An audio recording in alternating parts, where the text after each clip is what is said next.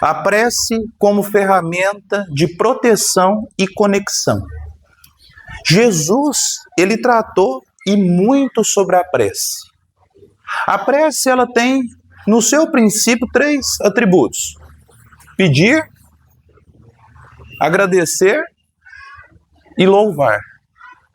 E aí nós vamos vendo que ela é muito mais do que isso. Ao ponto de que ela pode ser a ferramenta, pode ser não, certamente será a ferramenta de conexão sua com Deus. E aí, quando nós vamos falar da prece, qual que é o primeiro ponto que vem a nós? A gente imagina que nós estamos aqui em prece, vem uma luz de cima, não é, gente? Ilumina nosso ser. Quem que já imaginou sobre isso? Hein? Vamos lá? Já imaginaram, não é? Acho que vem uma luz assim e vai iluminando o seu ser. Nós vamos vendo no estudo de hoje que é muito mais do que isso. Porque a luz, ela não é externa. O reino de Deus está onde, gente? Está lá em Lucas. O reino de Deus está dentro de vós. E Jesus tratou sobre a prece no Evangelho. E nós devemos já, de princípio, porque as obras básicas da doutrina espírita, principalmente no Livro dos Espíritos, nas questões 658 a 666, tem uma parte que fala justamente sobre a prece. E nós vamos abordá-la. Mas antes disso, nós temos que ir nas bases. Porque tem muita gente se esquecendo de estudar o Evangelho. E o Evangelho, ele é para ser aprofundado, para ser mergulhado no amor do Cristo. Ele tem que ser compreendido. A FEB tem estudos do Evangelho lá no canal do YouTube dela, que é um pouquinho mais longo. Mas o Evangelho em si, ele tem que entrar no nosso lar. Aqui nós temos, esses dias até teve uma palestra sobre o culto no lar. O Evangelho no lar, como nós chamamos também. E aí nós vamos vendo que lá no capítulo 6, versículos de 5 a 8, Jesus falou o seguinte: quando orardes, não façais como os hipócritas, que gostam de orar de pé nas sinagogas e nas esquinas das ruas, para serem vistos pelos homens. Em verdade vos digo, já receberam sua recompensa. Quando orares, entra no teu quarto, fecha a porta e ora ao teu pai em segredo. E teu pai, que vê num lugar oculto, te recompensará. Nas vossas orações, não multipliqueis as palavras, como fazem os pagãos, que julgam que serão ouvidos à força de palavras. Não os imiteis, porque vosso Pai sabe o que vos é necessário antes que vos peçais. E aí nós vamos vendo, quem já viu aquela música, Senhor, eu sei que tu me sondas. Eu não canto, eu encanto. A minha voz é muito ruim para cantar. E aí nós vamos vendo que tem também os hinos, principalmente na questão dos salmos de Davi, que é um salmo de louvor, que também é uma espécie de prece, de ligação. E aí nós vamos vendo que Jesus fala assim: quando orares, entrai em seu quarto e orai em seu pai em segredo, que de segredo lhe recompensará. E antes disso ele fala o quê, gente? Entrai no seu quarto e fechai a porta. O que é o quarto? É um lugar físico? É um lugar físico, gente? Não. É o quarto íntimo. É o quarto dos pensamentos, das ideias. Por isso que ele fala, entrai no seu quarto. A prece, ela não é externa. Aquilo que eu falei no início, de ter uma luz que vai te iluminar, essa luz, ela existe. Nós vamos ainda ver aqui hoje, no livro da Gênesis, sobre a questão dos fluidos. E ali está realmente uma energia que permeia todos os espaços, ao ponto de que a prece ela é transmitida conforme uma ligação realmente. Só que para fazer essa ligação, você tem que se ligar primeiro. Você tem que se expandir. Então a prece ela não é externa, ela é interna, em primeiro momento. Em primeiro momento, você vai ter que se interiorizar. Jesus disse claramente, entrai no seu quarto, fechai a porta, por quê, gente? Quando a gente fecha, a porta é tudo que é externo. Porque tem hora que a gente vai fazer uma prece e a gente começa a fazer a prece e logo é invadido por pensamentos. Quem aqui já foi dessa forma? Ah, nossa, eu não paguei a boleta. É o normal, né? Porque boleta, né? Não paguei a boleta, eu não fiz isso e tal. Você não fecha a porta ao externo. E aí você não vai ter a conexão. Você realmente não vai descobrir ali aquela energia dentro de si.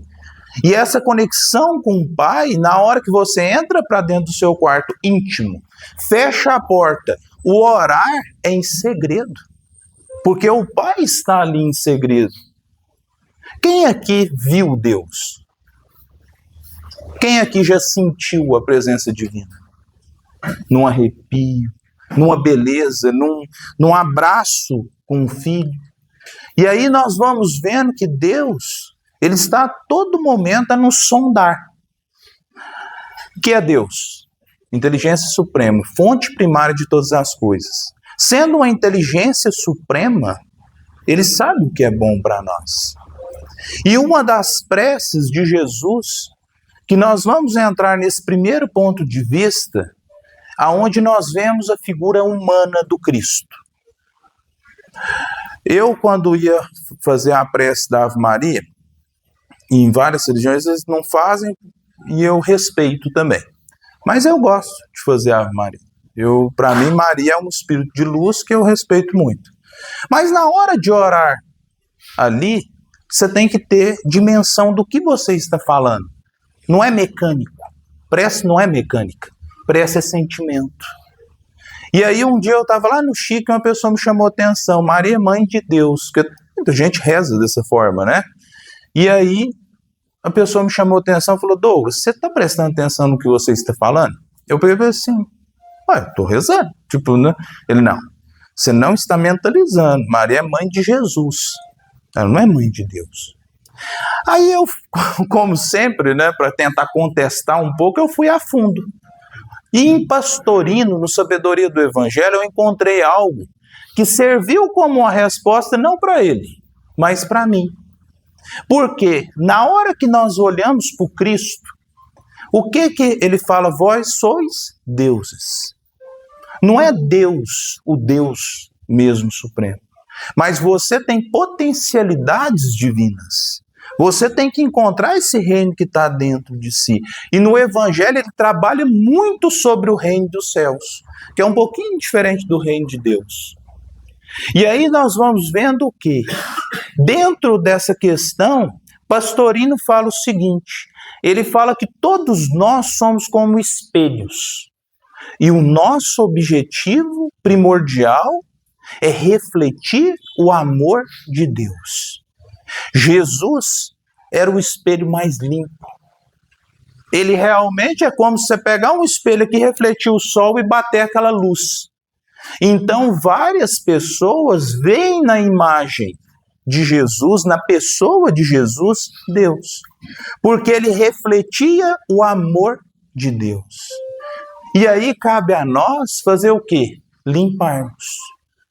Porque na hora que nós estamos em prece, é um dos atributos mais essenciais. Se eu pego, eu falo muito disso na palestra, se eu pego esse copo d'água e falo, ele está limpo, gente. Se eu chego ele com a luz muito forte, eu não vou ver cisco, vou ver algumas impurezas. Se eu pego com microscópio, com alguma coisa, uma luz ainda mais forte, que vai ver em raios, não sei o que, gama, eu não entendo muito de física nem nada, mas você vai ver que tem coisas aqui que nós não vemos. E na hora que nós estamos em prece, que nós entramos para dentro do nosso quarto íntimo, na hora que nós fechamos a porta, que nós estabelecemos uma conexão direta realmente com o Pai, ele nos ilumina. Mas ele nos ilumina de uma forma que nós vemos nos chamados santos. Eles ficavam lá, nossa, eu sou o Todo-Poderoso. Você vai vendo nas cartas de Paulo, você vai vendo nos relatos de Pedro, você vai vendo em Santo Agostinho, que eles tinham dentro de si uma chama investigativa, principalmente deles mesmos. Como Santo Agostinho fala, chegar no final do dia, passar em revista, para ver se eu fui hoje melhor do que eu fui ontem. E que eu seja amanhã melhor do que eu fui hoje. E aí o que acontece? A prece é esse instrumento divino a te iluminar e te mostrar o que está errado. Então a gente vai começar a ver o quê? Eu sou invejoso, eu sou orgulhoso, eu sou isso, eu estou tendo esse sentimento. E aí você começa a conversar com o Pai. Essa conversa realmente. Você tem que sentir ali o Pai do seu lado. Um pai humano, a gente na hora que nós estamos em dores, a gente não busca o pai, a mãe, ali a figura da parentela em si, nós não buscamos e falamos assim, eu estou em dor, eu estou em sofrimento. Aí nós vamos pegando a figura divina de Jesus e nós vamos tirando o alicerce dela como figura humana de exemplo, mestre, modelo e guia. Mestre porque trouxe os ensinos que estão no Novo Testamento, no Evangelho, no seu Evangelho em si. Modelo porque, quando pergunta no Livro dos Espíritos, qual é o modelo mais perfeito, né, que nós temos, por exemplo, modelo é aquele que você se inspira e se espelha para ser igual. A resposta é curta, vide Jesus. Jesus. E o guia, porque ele mesmo já disse, vinde a mim todos os cansados e sobrecarregados, pois meu jugo é suave, meu fardo é leve. Jugo é aquela canga. É aquilo, eu achava que era de julgamento, né? Meu julgamento é suave, então eu vou com Cristo que ele vai me julgar menos. Não, é uma canga. E ali você estudando o Evangelho, porque quem caminha com Cristo, caminha realmente como um guia. E aí nós vamos vendo uma figura que um dia eu vi nessa casa não, com uma pessoa dessa casa, e aí nós vamos vendo o Cristo humano. Na hora que nós chegamos em Mateus capítulo 26, nos versículos de 37 a 41, na hora que Jesus, de 36 a 41, retirou-se Jesus com eles para um lugar chamado Getsêmani e disse-lhes, assentai-vos aqui enquanto eu vou ali orar. E tomando consigo Pedro e os 2 filhos de Zebedeu, começou a entristecer-se, que era Lucas maior, né, e a questão de João. Começou ali a entristecer-se e a angustiar-se. Disse-lhes então, minha alma está triste até a morte. Ficai aqui e vigiai comigo. Falou com eles. Olha que importante essa passagem. Adiantou-se um pouco e prostrando-se com a face por terra, assim rezou, orou a prece em si. Meu Pai, se é possível, afasta de mim esse cálice. Todavia, não se faça o que eu quero, mas sim o que tu queres. Olha que exemplo vívido. Quantas vezes nós nos pegamos em angústias, em entristecimento, em depressão, realmente ali alicerçados, precisando de ter um apoio. Mas você chega e conversa diretamente assim com o Pai? Ele processou uma prece mecânica? Ele ficou lá, isso, para tentar fazer a conexão? Não. Ele disse, meu Pai, se fores de sua vontade, afasta de mim esse cálice. Mas que seja feita, não a minha vontade, mas a sua. E aí, isso me remete muito a um dia que eu gravei um programa Fonte de Luz, no YouTube da Casa do Caminho, tem o programa Fonte de Luz. E eu gravei com a Núbia. E nós tratamos sobre o desencarne de um filho, que é algo que é uma dor, uma das maiores, que nós, humanos, podemos conceber. E eu lembro que eu estava no velório do filho dela, do menininho, e ela chegou no pezinho do caixão e falou assim, pai, eu sofro, mas eu não duvido hora nenhuma dos seus desígnios. Eu arrepio até hoje, porque eu olhei para o seu Anselmo, nós estávamos assim conversando um pouco, eu olhei para ele, ele olhou para mim foi o exemplo a prece mais linda que eu já escutei. Porque ela não mentia o que o coração dela sentia, sofrimento, dor, angústia, mágoa, muitas vezes até raiva. Os sentimentos ali afloram. mas ela não duvidava dos desígnios de Deus. Ela fala que nem lembra de ter falado isso, mas eu e o Anselmo estava lá para retratar isso, ser o exemplo realmente de vida. E aí nós vamos vendo que ela fez o que Jesus fez. Ele estava angustiado, ele estava triste, ele estava realmente ali num momento já para entrar para a questão da prisão. E ele fala: Pai, afasta de mim esse cálice, mas não seja feita a minha vontade, mas a sua vontade. Nós temos que ter isso na nossa vida. Ao fazer a prece, conforme nós dissemos no início, então, não é uma questão de palavras bonitas, mas é uma questão de sinceridade. Não fazer como os hipócritas que vão nas sinagogas rezar para todo mundo ver, para parecer que fala muito bonito. Nem sempre aquele que fala mais bonito é o que estabelece realmente uma conexão maior com o Pai. Aquele que tem um sentimento puro, realmente amor ao próximo. E nós vamos vendo que, trabalhando sobre esse sentimento, nessa passagem, foi ter então com os discípulos e os encontrou dormindo. Olha que interessante, né? Ele chama eles, está lá, e eles estavam dormindo. E aí o que acontece? Disse a Pedro, sempre Pedro, né? Então, não pudesses vigiar 1 hora comigo? Vigiai e orai, para que não entreis em tentação. O espírito está pronto, mas a carne é fraca. Quando Jesus traz a figura ali dos apóstolos, ele poderia ter trazido pessoas angelicais, almas realmente alicerçadas, já num trabalho perfeito. Mas ele trouxe quem? Ele trouxe 12 homens extraordinariamente comuns, para demonstrar que qualquer um de nós, mesmo ali como Pedro, que duvidava, que negava, que fazia de tudo, ao final de sua existência, o que ele fala? Não me crucifiqueis, assim, me crucifiqueis de cabeça para baixo, que eu não mereço morrer como mestre.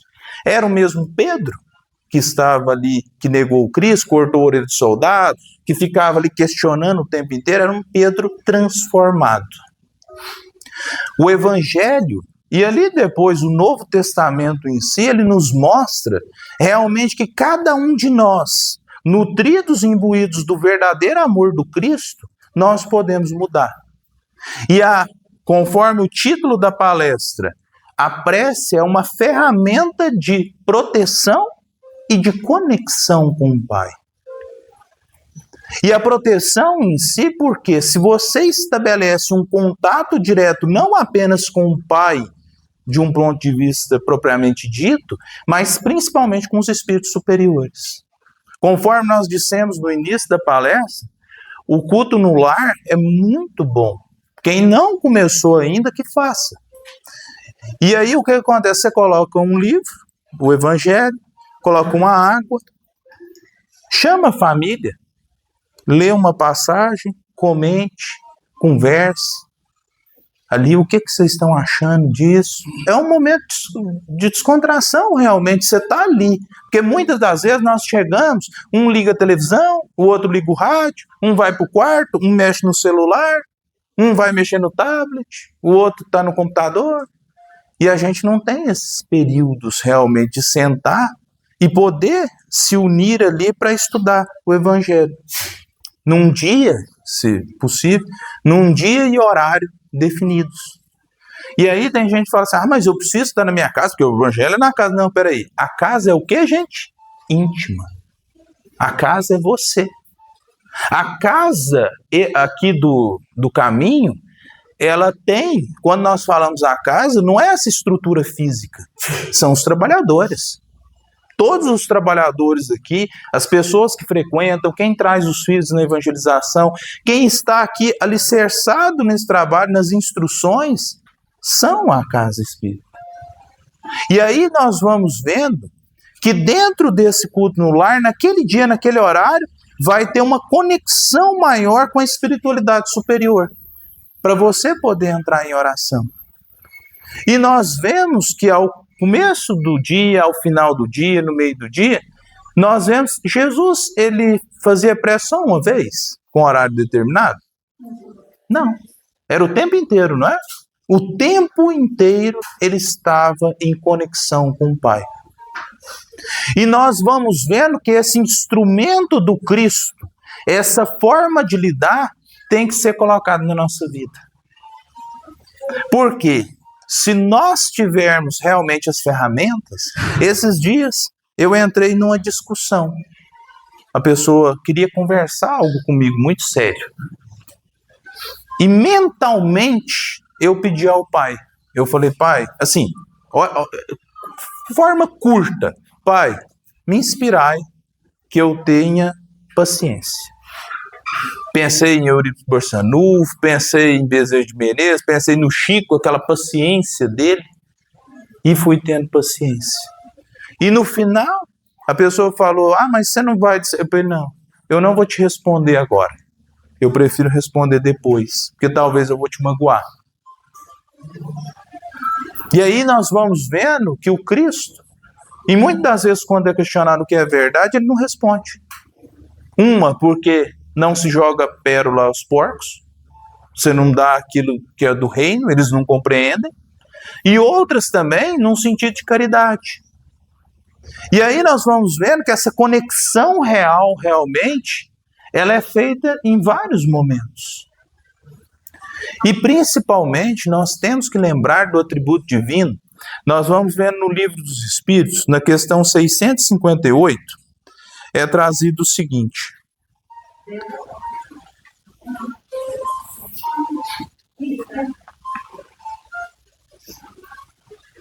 Agrada a Deus a prece? E os Espíritos respondem, a prece é sempre agradável a Deus, quando ditada pelo coração, pois para ele a intenção é tudo. Assim preferível lhe é a prece do íntimo à prece lida, por muito bela que seja.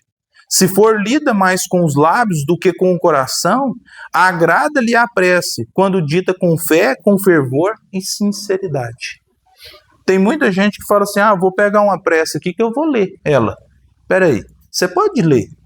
Você pode realmente, tem gente que chega e quer questionar a gente de um ponto de vista de colocar à prova. Vocês já viram aquelas passagens do Evangelho que falam assim, e vieram os fariseus para tentá-lo. Nós, espíritos, somos tentados o tempo inteiro também. Que tem gente que fala assim, Du, o que você acha de terço? De rezar o terço? De orar ali, fazer a prece com o terço? Para ver assim, se esse for o instrumento de conexão da pessoa, e ela realmente ali se alicerçar e conectar com Deus, beleza.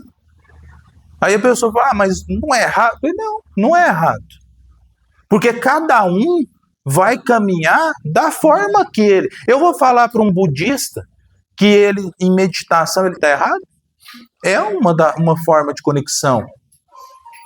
Eu vou falar para um evangélico que ele louvar a Deus e cantando, eu me sinto arrepiado. Quando eu passo perto das igrejas evangélicas, eu já fui em vários cultos, que eles cantam músicas lindas de louvor e aquilo tem uma conexão direta com o Pai. Então, nós devemos também ter a fé raciocinada. Aquela de esperar que eu, talvez, não tenha o mesmo sentimento que ela. Qual que é o seu nome? Tânia. Qual? Tânia. Que eu não tenho o mesmo sentimento que a Tânia. E aí o que acontece? Nutridos de um grande amor, independente, ela vai encontrar a forma de conversar com Deus e eu vou encontrar a minha forma. E aí nós vamos vendo que Madre Teresa falava que ela conversava com Deus principalmente quando ela estava em auxílio aos necessitados. É você o quê? Fazendo um amor direto. Amai a Deus sobre todas as coisas e ao próximo como a si mesmo. No momento que você está ali fazendo uma caridade direta, que não necessariamente é para você dar algo, porque o atributo maior que você tem, hoje no estudo do Evangelho que nós fazemos pelo canal do NEP Honor Abreu, nós trabalhamos, vai ser lançado amanhã às 6 horas. Quem quiser assistir depois, é 15 minutos só. Vai ser lançado e falado do capítulo do moço rico. Que ele chega, mestre, o que eu faço para ter a vida eterna? E aí o que acontece? Primeiro Jesus fala assim, que bom é só o Pai. E ele dá os mandamentos. E depois de falar os mandamentos, o jovem fala assim, mas eu sigo todos esses mandamentos. O que o evangelho queria demonstrar? Que era uma pessoa de bem, era uma pessoa boa. Aí Jesus arremata, vá, vende tudo o que tens, dai aos pobres e siga-me. Aí ele saiu, o evangelho narra que ele saiu entristecido, porque ele era detentor de muitos bens. Olha que importante, olha que lindo isso. Ele era uma pessoa boa, gente. Ele seguiu os mandamentos. Mas ele tinha ali realmente o amor ao próximo. Ele tinha realmente os atributos necessários para ter essa conexão e conquistar. Porque Jesus ainda fala, no meio desses versículos, ele fala que você, ao fazer isso, você vai conquistar tesouros no céu. Não é que você vai conquistar o céu, o reino de Deus, você vai conquistar tesouros. Você vai começar a ter bens. E aí nós vamos tendo uma conexão maior com o Pai, nós vamos compreendendo que eu não possuo nada de material. Eu sou detentor. Eu detenho esse tablet. Ele não é atributo meu. Porque eu sou um ser mortal. Aqui, né, enquanto matéria, ele vai ser repassado para uma outra pessoa. Espero que ele já tenha se consumido inteiro, porque vai passar 100 anos, que eu quero viver até os 140 e tanto, que nem naqueles da Bíblia lá. Então, tudo aquilo de bens materiais que eu detenho, não é o que eu tenho. Jesus queria demonstrar para ele o quê? Que o que vale mais são os bens espirituais. É o que você realmente alicerça ali dentro da sua vida. E nós vamos vendo que várias pessoas, ao desencarnar, nós vemos nos relatos, tanto aqui na mediúnica quanto nos livros, que vários espíritos, eles se agarram a pessoas. Porque ele acha que ele tem a posse de uma pessoa. Ele acha que você é minha esposa, você é meu filho. E na hora que ele parte, ele não tem ali aquilo que a Núbia fez. Pai, eu sofro, mas eu não duvido hora nenhuma dos seus desígnios. Porque nós temos que ter o entendimento de que o Pai sabe aquilo que ele faz. E se a morte nos atingir hoje, eu brinco, eu vou viver muito, mas eu nem esquento com isso não. E aí o que acontece? Se atingir hoje, eu tenho que ter a conexão necessária, porque pensamento é vida. Espírito é pensamento, espírito é vibração. Nós vamos vendo isso, e isso tem a ver, que nós vamos entrar aqui agora na questão do fluido. Nós vamos vendo que espírito é constante vibração. Quem assistiu o filme Nosso Lar? Esse filme é muito famoso. Quem não assistiu, que assista. É muito bom. Chega um momento que André Luiz, ele vai lá e recebe, depois de muito bônus horas, aquelas questões, ele recebe a graça de poder visitar sua família. Sua família que estava ainda encarnada. Ele realmente chega lá e ele vê que a viúva dele está com um novo companheiro. O que ele faz? Ele se irrita, ele se ira, ele fica nervoso, ele fica com raiva. O filme retrata muito bem que naquele mesmo instante ele é transportado para o umbral. Olha que estado de espírito. Inferno, o que nós chamamos de inferno, umbral, ele não é um local físico. Deus não faria um local físico para colocar o espírito ali em sofrimento. Ele é um lugar mental. Ele é a casa mental. Nós podemos estar num paraíso terrestre, numa praia. Vamos imaginar, né? Tem gente que odeia praia também, né? Eu gosto. Só eu não gosto de mar, porque eu tenho medo de tubarão. Eu tenho medo de mar, muito. Medo de espírito também. Tenho medo de um monte de coisa. Aí a pessoa tá lá no mar, lá assim, mas ele acabou de perder um ente querido.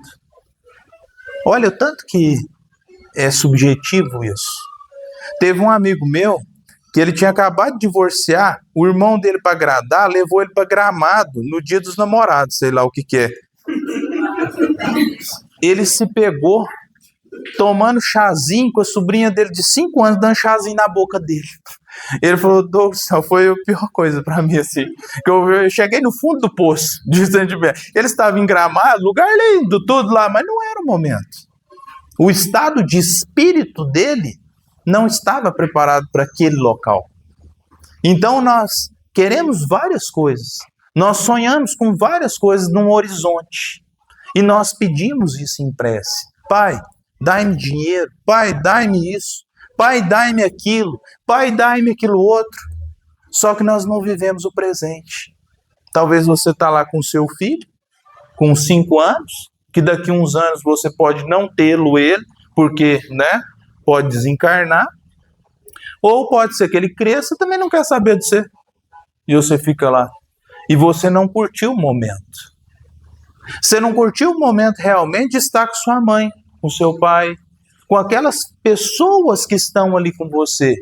Porque você ocupou o seu tempo de conexão com o Pai, impedidos, porque no Evangelho mesmo fala, Jesus fala, o Pai sabe o que você necessita.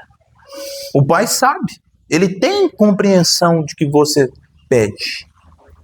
E aí nós vamos vendo que o que você pede daquilo que você necessita é totalmente diferente. Se eu tivesse ganhado o dinheiro que eu queria no passado, eu já tinha morrido.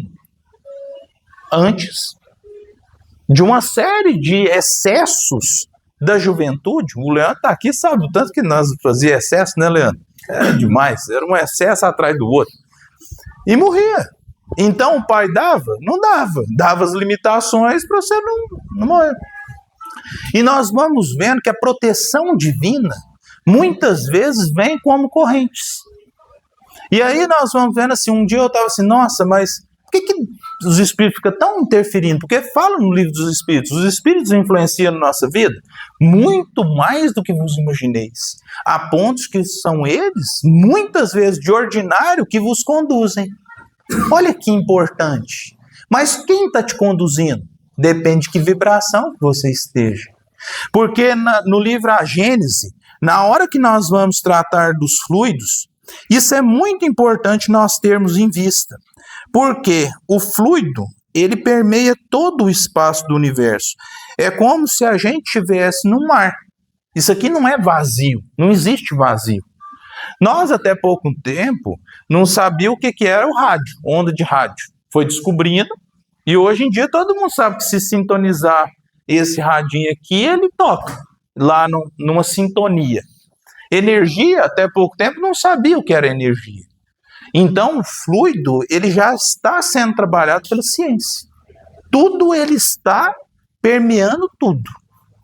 E aí nós vamos vendo que fala o seguinte, nota de Kardec no capítulo 14, os fluidos. Significativo testemunho. Ele trata principalmente da questão das preces. Significativo testemunho tão notável quanto tocante dessa comunhão de ideias que se estabeleceu entre os espíritas, pela conformidade de suas crenças. São os pedidos de prece que nos chegam dos mais distantes países, desde o Peru até a extremidade da Ásia. Feitos por pessoas de religiões e nacionalidades diversas, e as quais nunca vimos. Não é isso um prelúdio da grande unificação que se prepara? Não é a prova de que, por toda a parte, o Espiritismo lança as raízes fortes?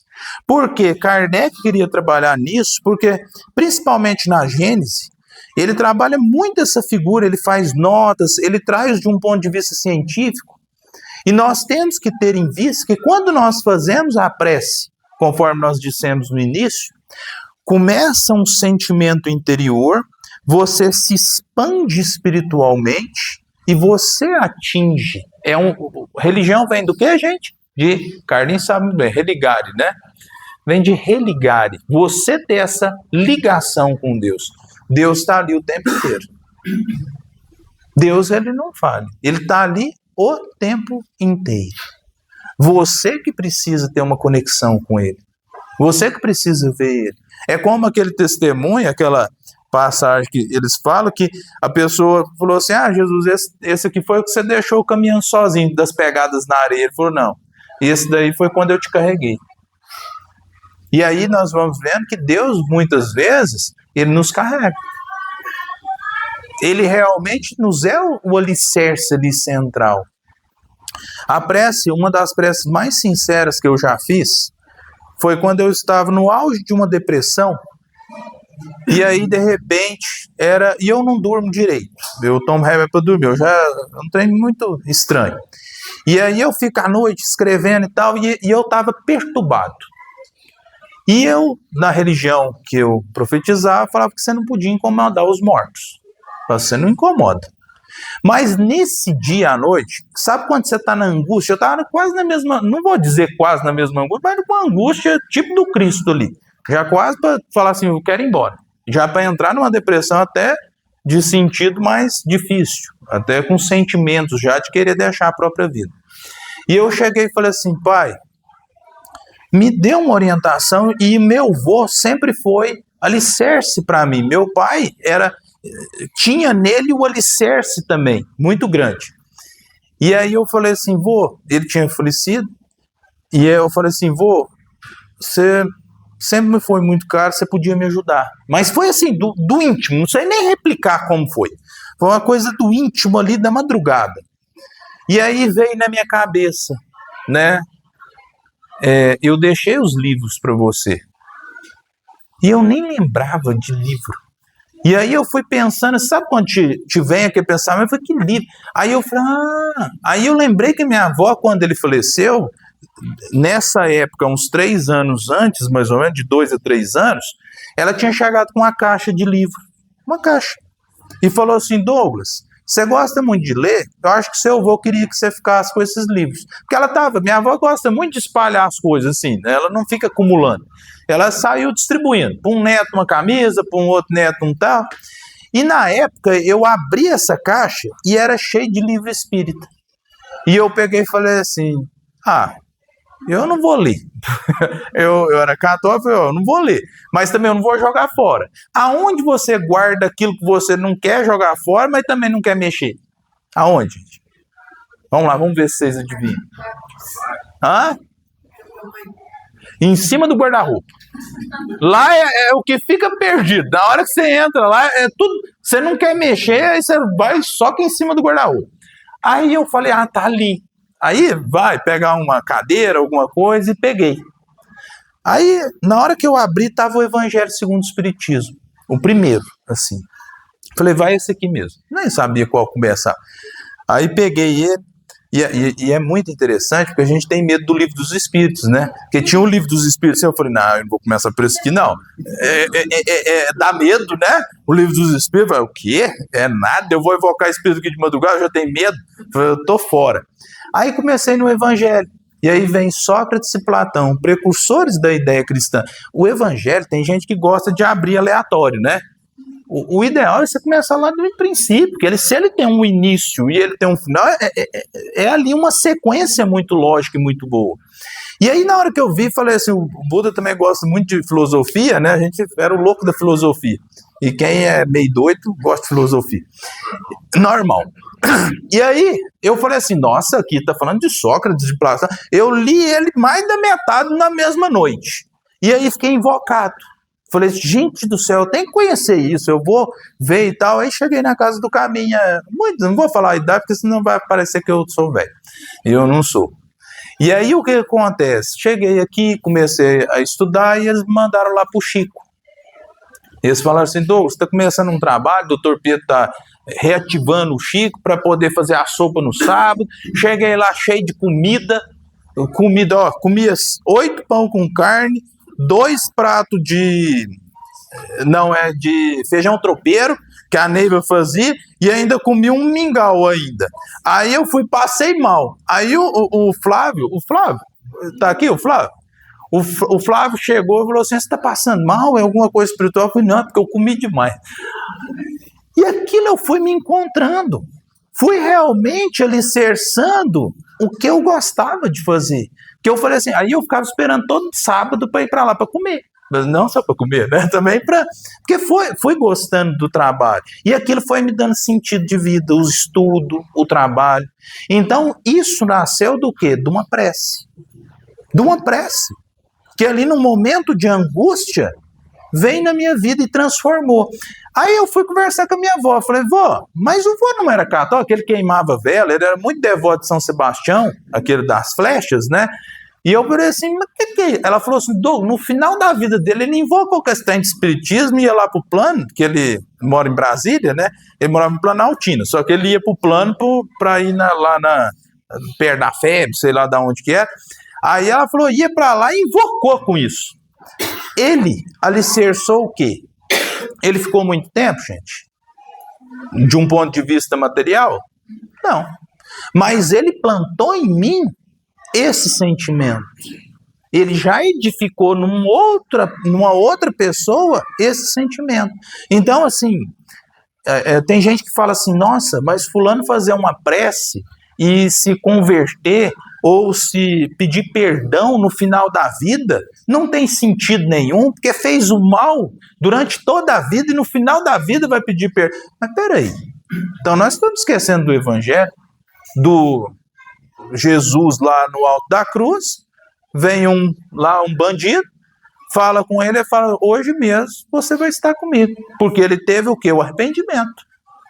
Não é que os pecados dele estavam totalmente redimidos, ele ainda ia sofrer as provações. Mas nós temos nessa figura do evangelho o quê? Que o arrependimento sincero, ele já te tira das trevas. Das trevas do quê? Do pensamento. De você entrar num estado de umbral. Então, na hora que aquela pessoa tem um arrependimento, ele já melhora muito o desencarne dele. O desencarne dele é totalmente trabalhado. E aí nós temos que trabalhar muito a questão do arrependimento. Porque Jesus ainda chega e fala sobre o perdão, e nós não perdoamos as pessoas. Nós devemos ter em prece o perdão verdadeiro. E eu ainda vingativo, ainda sou um pouco assim, eu fico meio vingativo. Se uma pessoa fala mal comigo, eu falo assim, vai ver, Deus vai me dar, ainda fala assim, né? Deus vai me dar a oportunidade de eu te mostrar. Eu era desse jeito, assim. Ainda estou melhorando, ainda fico com raiva, ainda fico querendo, mas, né, e hoje eu já me idoso, eu faço a oração. E aí o que acontece? Jesus chega do alto de uma cruz e fala, Pai, perdoai-os. Eles não sabem o que fazem. Olha, flagelado, açoitado, pregado numa cruz, chega do alto da cruz e fala o quê? Perdoai-os. Eles não sabem o que fazem. É uma figura simbólica. Porque ele não precisava falar para Deus perdoar eles, porque já estava perdoado. Se fosse eu, mandava lançar um raio e funilar todo mundo. Mas ele não, pediu perdão. Nós temos que ter em vista muito isso. Porque a prece, se ela é instrumento de pedir, de agradecer, de louvar, ela principalmente, dentro dessa conexão, você tem que tentar acabar com os seus males. E sentimento, tem um livro que chama Inteligência Emocional, do Daniel Goleman. Não é um livro espírita, não. É um livro científico mesmo. E ele fala que sentimento, a gente tenta abafar. A gente vê assim, eu sou invejoso. Não posso ser invejoso. Aí você, não pode ter. Você fica brigando com o seu sentimento. Não, peraí. Você tem que compreender. Um dia eu vi uma palestra do Rossano, e ele estava falando assim que, depois vocês procuram lá, que ele fala do carro do vizinho, que o carro do vizinho era bom, que o vizinho trocou de carro, que ele sentiu inveja, ele foi lá, trocou também. Ele fala sobre isso muito bem, e eu achei isso muito interessante, que ele trabalhou, que ele estava com inveja. Ele falou assim, eu tenho que trabalhar essa inveja. E a prece serve muito para isso. No livro dos Espíritos também, na hora, uma das partes mais importantes e interessantes sobre essa questão da prece é no momento que ele fala o seguinte: a prece torna melhor o homem? Sim, porquanto aquele que ora com fervor e confiança se faz mais forte contra as tentações do mal, e Deus lhe envia bons espíritos para assisti-lo. É este um socorro que jamais se lhe recusa, quando pedido com sinceridade. E quando você faz o bem para um próximo? Aí é mais ainda. Os espíritos, eles nos sondam. E aí, vamos supor que eu faço o bem para a Tânia. A Tânia tem a mãe dela e a avó dela que já desencarnou. Olha que sentimento puro que elas vão ter. A mãe de André Luiz não estava ali velando por ele? Está lá no livro, principalmente, trata muito sobre isso, porque ela já era um espírito de luz. Ela não de luz, né? Mas ela estava em esferas superiores. E aí nós vamos vendo que talvez você acha que a conexão é com Deus, mas é uma conexão com os espíritos superiores. E eles estão ali a todo momento. E você fazendo bem, e você afasta o mal. E ainda fala assim, o essencial não é orar muito, mas orar bem. Que nem falou lá no Evangelho. Não adianta você orar muito. E tem vezes que a gente vai orar para dormir, e a gente começa, Pai, nossa... amém. E cai. Né? Assim, você passou o dia inteiro, talvez você viu uma série, você viu novela, você viu um tanto, mas na hora de orar, tô com sono, tô cansado, vou fazer isso. E aí, nós vamos, só para finalizar, porque o tema é muito interessante, mas é muito complexo e demanda muito mais, a prece demandava até um seminário em si. Na hora que você vai dormir, é o momento realmente que você vai ter uma conexão, principalmente com o plano espiritual. É muito importante, gente. É muito importante. Principalmente ali no começo da noite em si. Você guardar um momento para você se interiorizar, você ler uma leitura edificante, você pegar um livro ali, tentar realmente estabelecer uma conexão. Os livros, principalmente da série de André Luiz, nos narram coisas assim que deixam a gente com medo. Porque na hora que a gente dorme, tem muitos que vai, porque fica naquele sentimento. Tem muita gente que acha assim, eu ver uma pornografia não tem problema não, porque eu só estou vendo. Mas você está se ligando mentalmente. É as ligações mentais. Eu pensar no fulano não tem problema não, tem. Você está fazendo ligação mental. Você está realmente alicerçando. E aí nós temos que tendo isso em mente. E é importante, a prece em si, ela não precisa ser proferida em nenhum momento. Ela pode ser totalmente em silêncio. E principalmente porque, quando o centurião romano chega para Jesus e fala que queria curar o seu servo, o que Jesus fala? Eu vou lá. Não, eu vou lá. Aí ele fala, não, mestre, dizei uma só palavra e meu servo será salvo. Primeiro ele faz um prelúdio, que eu tenho meus soldados, seu mando e tal, então você tem também seu exército, mas Jesus fala, não vi em todo Israel tamanha fé. Isso ele fala para os discípulos dele. O que é o atributo central da prece? A fé. E fé não é acreditar, fé é entrega. É quando você entrega para Deus aquilo que não te compete. Mas não é entregar e falar assim, eu estou com fome, quero que caia na minha boca.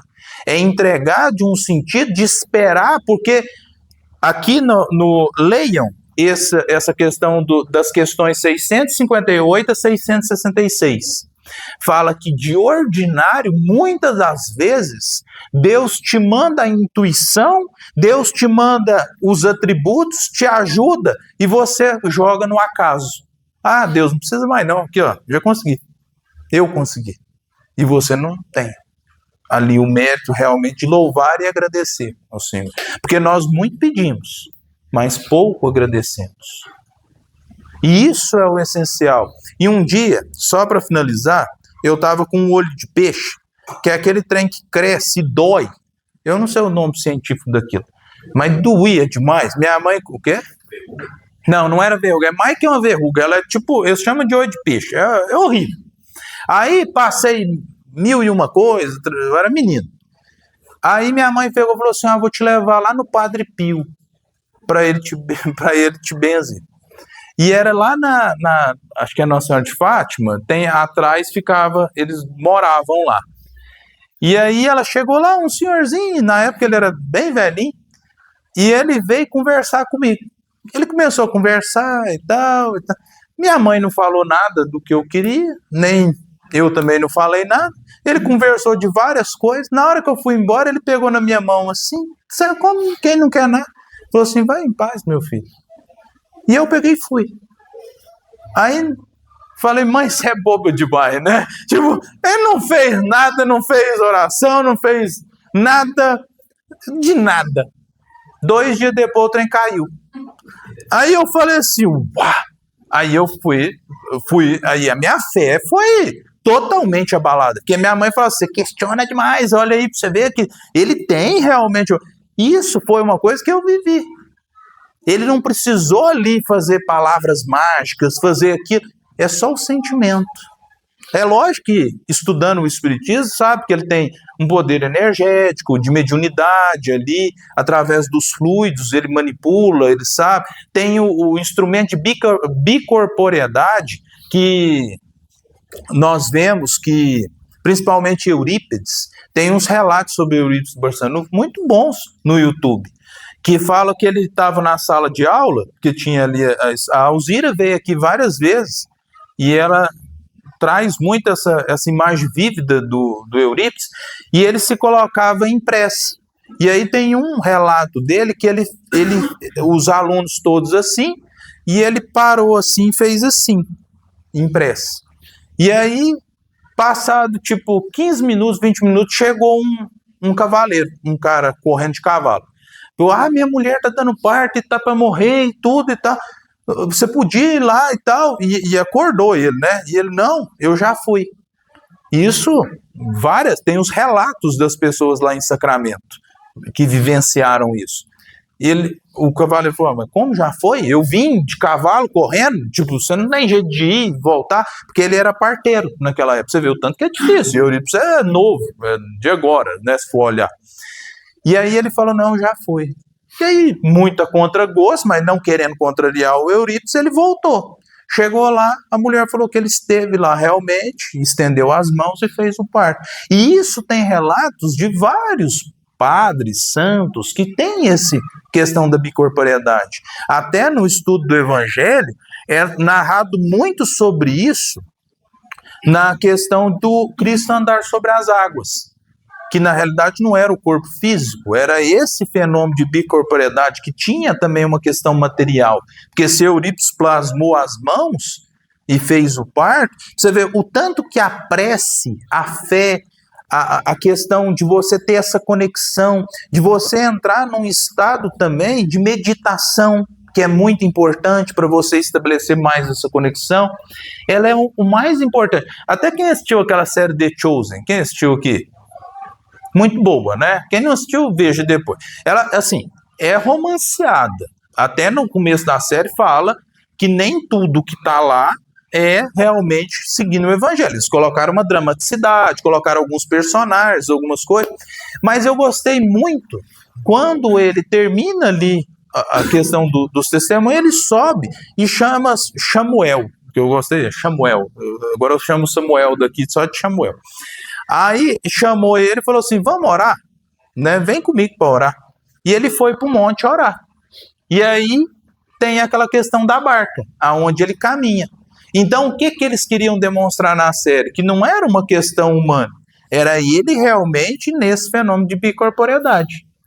Convido a todos a lerem essa questões 658 a 666, lê o Evangelho, principalmente ali em Mateus, na hora que ele fala, porque depois que ele fala ali no capítulo 6, de versículo de 5 a 8, ele trabalha a questão do Pai Nosso, que é uma prece assim universal. Ali você tem realmente atribuído o todo, só que não é mecânico, né, gente? Não é Pai Nosso que está no céu, pronto, acabou, deixa eu correr.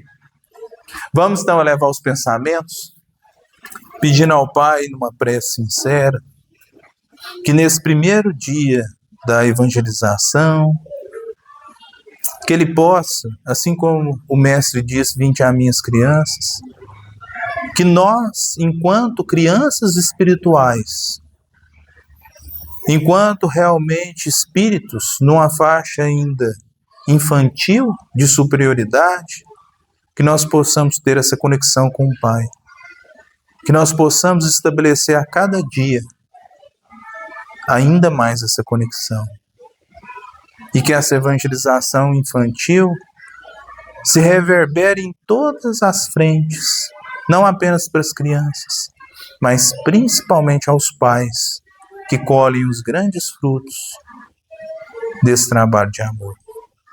Que nós possamos ter em mente os atributos reais da prece, mas não fazendo ela de um instrumento meramente simbólico na nossa vida, mas um instrumento vivo, um instrumento que você coloque no dia a dia. No início será difícil, que estabelecer um hábito é difícil no início, mas em pouco tempo nós vamos estar ali como a figura dos discípulos, não apenas pedindo, mas louvando e agradecendo ao Pai, que a todos os dias nos concede a oportunidade de estarmos em luta e realmente buscarmos uma evolução cada vez maior. E vamos fazer a prece que o Cristo nos ensinou. Pai nosso que estais nos céus, santificado seja o vosso nome, venha a nós o vosso reino, seja feita a vossa vontade, assim na terra como nos céus. O pão nosso de cada dia nos dai hoje. Perdoai as nossas ofensas, assim como nós perdoamos a quem nos tem ofendido. E não os deixeis cair em tentações, mas livrai-os do mal. Amém. Amém. Que assim seja. Que todos possam voltar em paz para os lares e obrigado por tudo, tá? A Casa do Caminho foi fundada em 1962 com o intuito de ser um albergue e servir alimentos aos necessitados com o nome de Sociedade Beneficente Casa do Caminho. Após a extinção do Grupo Espírita Eurípides Barçanufo, as atividades foram direcionadas para a nossa casa, se chamando a partir de então Sociedade Espírita Casa do Caminho. As atividades doutrinárias se dividem em palestras públicas, evangelização juvenil, evangelização infantil, evangelização de bebês e no ventre, estudo e pesquisa sobre o Evangelho. Para além das atividades doutrinárias, temos também as atividades assistenciais, as quais precisamos cada dia mais da sua ajuda, como Bazar Beneficente,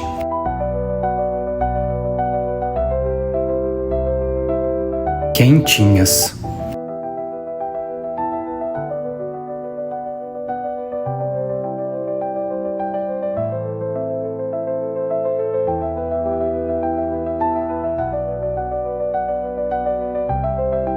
costura e confecção de enxovais para bebês.